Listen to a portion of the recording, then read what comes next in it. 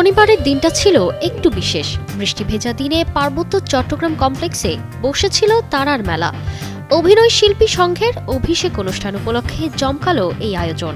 প্রত্যেকের চোখে মুখে আনন্দের হাসি, চেরোচেনা মুখের দেখা পেয়ে কেউ কেউ আলিঙ্গনে ব্যস্ত, কেউ কেউ আবার মেতেছে আড্ডা আর গল্পে। তবে অভিষেক অনুষ্ঠানের সব আলো যেন নিজের দিকে কেড়ে নিলেন অভিনেতা আলী মর্তুজা পলাশ।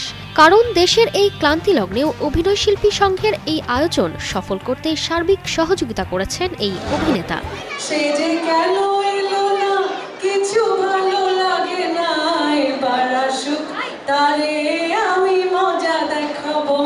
জমকালো এই অনুষ্ঠানে উপস্থিত ছিলেন দিলারা জামান, ডলি জহুর, শহীদুজ্জামান সেলিম, আবুল হায়াত, আজিজুল হাকিমের মতো গুণী সব তারকারা। এ সময় অভিনেতা পলাশের হাতে ক্রেস্ট তুলে দেওয়া হয়। সব মশার বিরুদ্ধে সুরক্ষা দিতে এলো বসুন্ধরা এক্সট্রিম অ্যারোসল, মশার বিরুদ্ধে এক্সট্রিম সুরক্ষা। আমি নব নিযুক্ত কমিটিকে অনুরোধ করব, এই সংগঠনটা যেন সকলের প্রাণের সংগঠন হয়।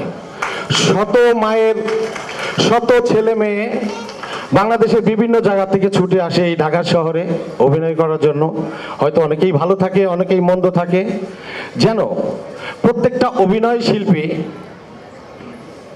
তাদের বিপদে আপদে সুখে দুঃখে যেন এই সংগঠনকে পাশে পায় এবং মনে করে যে আমাদের একটা অভিভাবক আছে। এছাড়াও আজকের এই জমকালো অনুষ্ঠানে উপস্থিত ছিলেন ছবি অঙ্গনের এক ঝাঁক শিল্পী। এ সময় নিজেদের অনুভূতি প্রকাশ করে শিল্পীরা বলেন, আমরা এখন যেখানে শিল্পী হিসেবে যেখানে আছি, আমরা নিশ্চয়ই সেখানে থাকতে চাই না।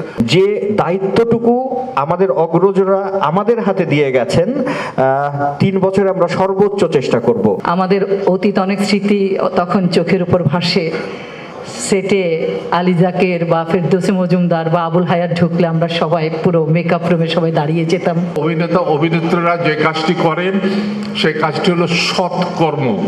মনে রাখবেন, সৎকর্ম করি আমরা, পরিশ্রম করে অর্জন করি। সন্ধ্যায় নাচ গান ও আনন্দ উৎসবের মাধ্যমে অনুষ্ঠানের সমাপ্তি ঘটে। তারতিবা ফারুহি, কালের কণ্ঠ।